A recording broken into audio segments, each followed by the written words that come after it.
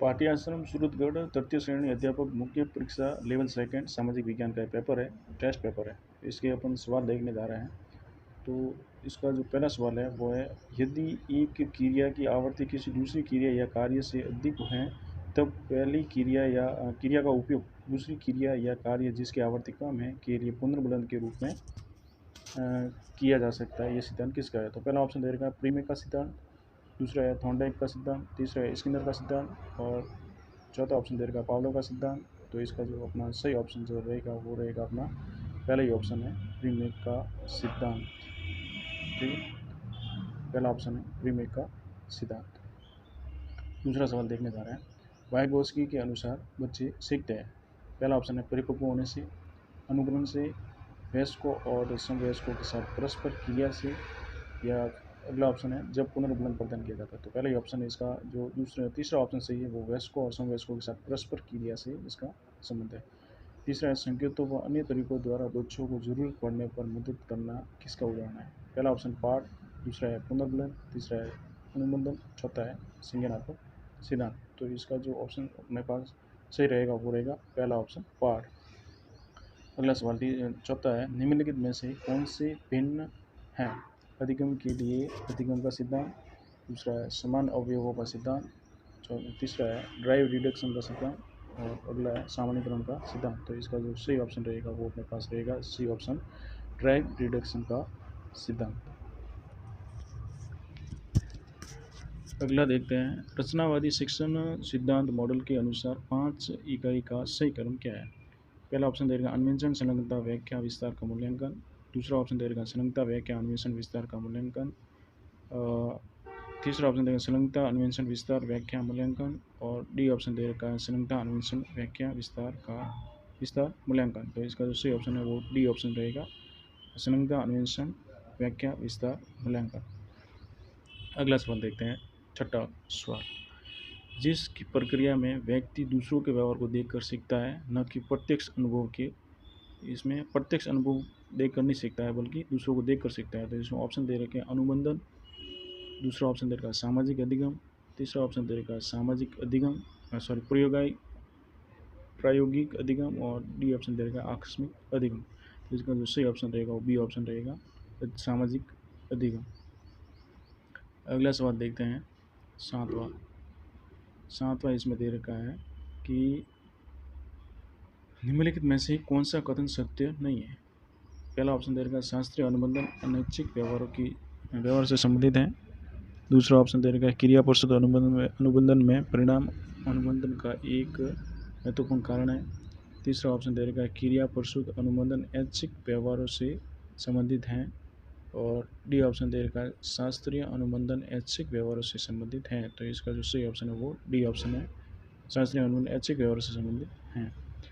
8 number देखना, कक्षा 8 के विद्यार्थी ने यह आदत बना ली है कि उसे पुरस्कार प्राप्ति हेतु पढ़ना है।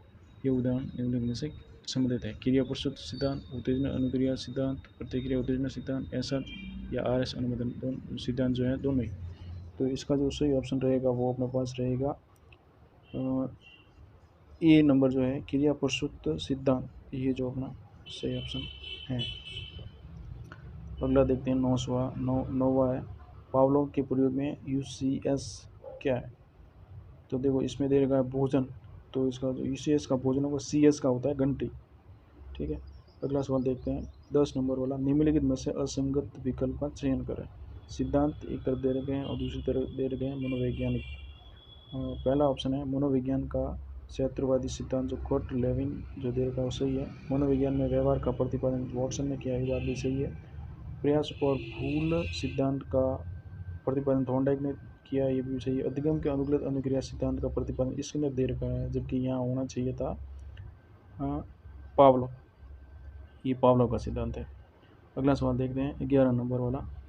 11 नंबर में दे रखा है कि निम्नलिखित में से कौन से प्रणाली उपागम के मूलभूत समष्टि पैरामीटर होते हैं? पहला ऑप्शन दे रखा अध्यय प्रक्रिया पर्दा पर्यावरणीय संदर्भ, दूसरा ऑप्शन दे रखा अध्यय अभ्यास अनुक्रिया पर्दा, तीसरा ऑप्शन दे रखा अध्यय पर्दा प्रक्रिया अभिप्रेरणा, चौथा ऑप्शन दे रखा है अध्यय प्रक्रिया अभ्यास पर्यावरणीय संदर्भ। तो इसका जो सही ऑप्शन जो है अपने पास वो रहेगा अपना विद्या प्रक्रिया पर्दा पर्यावरण। ठीक है, इसका सही ऑप्शन है विद्या प्रक्रिया पर्दा पर्यावरणीय संदर्भ। अगला सवाल देखते हैं 12 नंबर, निम्नलिखित में से कौन सी कंप्यूटर सहायक अनुदेशन में निहित मूल मान्यता या मान्यताएं हैं। पहला ऑप्शन है बहुत से विद्यार्थियों को एक ही समय में अनुदेशन प्रदान करना। दूसरा ऑप्शन दे रखा है विधि एवं तकनीकों के प्रयोग में विविधता। और तीसरा ऑप्शन दे रखा है कार्य क्षमता की ऑटोमेटिक रिकॉर्डिंग करना। तो इसका जो सही ऑप्शन दे रखा है वो है इसमें 1, 2, 3। तो इसमें तीनों ऑप्शन सही है, 1, 2 और 3। ठीक है, तो इसका जो ऑप्शन रहेगा 1, 2, 3। अगला सवाल देखते हैं, एक डेटाबेस में एसक्यूएल का वह कमांड जो एक टेक्स्ट को हटाने के काम आता है वो है roll back index, delete index, remove index, drop index. तो इसका जो सही ऑप्शन रहेगा वो ऑप्शन नंबर डी रहेगा। जो डी ऑप्शन में दे रखा है ड्रॉप इंडेक्स। ठीक है, अगला सवाल देखते हैं, बिटकॉइन वॉलेट कब जारी किया गया था। बिटकॉइन वॉलेट कब जारी किया गया था, ऑप्शन पहला ही है 2009 में। अगला सवाल है, सेंट्रल प्रोसेसिंग यूनिट में वह मेमोरी जिसका उपयोग कंप्यूटर द्वारा प्रोग्राम और उन पर काम करते समय उनके डेटा को स्टोर करने के लिए किया जाता है। डेटा और निर्देश को अस्थायी रूप से संग्रहित करने के लिए मेमोरी में किसी भी स्थान का यादृच्छिक रूप से उपयोग करना है, ऐसी स्मृति या मेमोरी क्या कहलाती है। तो पहला ऑप्शन दे रखा है रीड ओनली मेमोरी। दूसरा ऑप्शन दे रखा है वहात मेमोरी। और तीसरी जो ऑप्शन दे रखा है वो रैंडम एक्सेस मेमोरी। तो इसका तो यही ऑप्शन है तीसरा, रैंडम एक्सेस मेमोरी। अगला सवाल है, एमएस वर्ड में कितने तरह के रूलर होते हैं। तो इसका जो सही ऑप्शन है वो है 2। अगला सवाल देखते हैं, राजस्थान में हाल ही में चिन्हित गोल्ड ब्लॉक और संबंधित जिलों को सम्मिलित करें तथा नीचे दिए गए कोड की सहायता से सही उत्तर को बताना है। तो इसमें दिलवाड़ा जो पंच महुरी, टहानी बचेड़ी, डगोचा, पारकुंदी। तो इसमें दिलवाड़ा पंच महुरी जो है वो अपना रहेगा बांसवाड़ा। अगला है टहानी बचेड़ी, ये रहेगा दौसा। डगोचा ये रहेगा अपना उदयपुर में। और पहाड़पुंदी जो है वो रहेगा डूंगरपुर में। ठीक है, अगला सवाल देखते हैं सवाल नंबर 18, निम्नलिखित में से किस खनिज में राजस्थान एकाधिकार रखता है। शीशा, जस्ता, सॉप स्टोन, बॉल क्ले। तो इसका जो ऑप्शन है वो सभी रहेगा, शीशा, जस्ता, सॉप स्टोन, बॉल क्ले। अगला सवाल देखते हैं 19 नंबर, राजस्थान राज्य के डेगाना नागौर में देश के लिथियम भंडारों की खोज भारतीय भूवैज्ञानिक सर्वेक्षण जीएसआई द्वारा की गई। तो कौन से जो लिथियम भंडार की खोज की, तो दूसरे नंबर वाले। ठीक है, दूसरे जो लिथियम भंडार थे उनकी खोज की गई डेगाना में। अगला सवाल देखते हैं 20 नंबर, बीकानेर के लकासर व हनुमानगढ़ के सतीपुरा में कौन सा खनिज पाया जाता है। पहला ऑप्शन दे रखा है पोटास, तांबा, अपरक, चीनी मिट्टी। तो इसका जो सही ऑप्शन है वो है पोटास, ए नंबर। अगला सवाल देखते हैं, राजस्थान में सूचना प्रौद्योगिकी के विकास से संबंधित निम्नलिखित कथनों पर विचार करें। पहला है, राजस्थान में विज्ञान एवं प्रौद्योगिकी विभाग का मुख्यालय जयपुर में स्थित है। दूसरा दे रखा है, राजस्थान में ग्रामीण क्षेत्रों और समाज के कमजोर वर्ग के लोगों को सामाजिक आर्थिक स्थिति के उत्थान के लिए एवं वैज्ञानिक सोच विकसित करने के लिए वर्ष 1983 में राजस्थान में विज्ञान एवं प्रौद्योगिकी विभाग डीएसटी की स्थापना की गई। उपयुक्त कथनों के आधार पर उपयुक्त विकल्प का चयन करना है। तो उपयुक्त विकल्प इसमें कौन सा है, तो इसमें सी ऑप्शन रहेगा। कथन 1 और कथन 2 जो है दोनों सही। ठीक है, तो इसका जो ऑप्शन रहेगा वो अपना रहेगा सी। अगला सवाल देखते हैं, इसका सी कर लेना। अगला सवाल देखते हैं, वर्ष 2005 में राजस्थान के किस जिले में सेटकॉम परियोजना की स्थापना की गई। पहला ऑप्शन बीकानेर, दूसरा जोधपुर, तीसरा सिरोही और अगला जो ऑप्शन है डी जयपुर। तो इसका जो सही ऑप्शन है वो है डी जयपुर। ठीक है, इसका ऑप्शन डी जयपुर। अगला देखते हैं,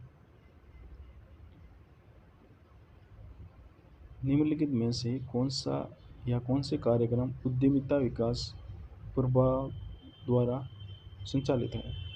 पहला ऑप्शन है स्टार्टअप बूट क्लब, उद्यमिता जागृति शिविर, टेक्नोलॉजी बिजनेस इनक्यूबेटर की स्थापना करना, और अगला है कौशल विकास कार्यक्रम। इसका जो ऑप्शन दे रखा है, ए में दे रखा है 1 2 3, बी में दे रखा है 2 3 4, सी में 2 4, तो इसका सभी ऑप्शन सही है। निम्नलिखित में से किस सेंटर के माध्यम से राजस्थान का कोई भी इनोवेटर, वैज्ञानिक शोधकर्ता, किसान आदि पेटेंट, ट्रेडमार्क एवं डिजाइन के लिए आवेदन कर सकता है? तो इसका पहला ऑप्शन दे रखा है राज्य सुदूर संवेदन अनुप्रयोग केंद्र जोधपुर, दूसरा ऑप्शन दे रखा है technology and innovation centre IIT परिसर जोधपुर, तीसरा ऑप्शन दे रखा है artificial intelligence of things innovation hub IIT परिसर जोधपुर, और अगला दे रखा है पेटेंट इंफॉर्मेशन सेंटर जयपुर। इसका जो सही ऑप्शन क्या है वो है अपना ABCD। तो इसमें से अपना सही ऑप्शन रहेगा वो रहेगा 24 नंबर, बी ऑप्शन सही है। Technology and innovation centre IICT research Jodhpur. Rajasthan सरकार ने ऑनलाइन सेवाओं के लिए single sign on SSO portal की शुरुआत कब की गई? 2013, 2014, 2015, 2016। तो इसका जो सही ऑप्शन रहेगा अपने पास वो रहेगा 2013। तो ए ऑप्शन इसमें सही कर लीजिए 2013। धन्यवाद, बहुत बहुत धन्यवाद।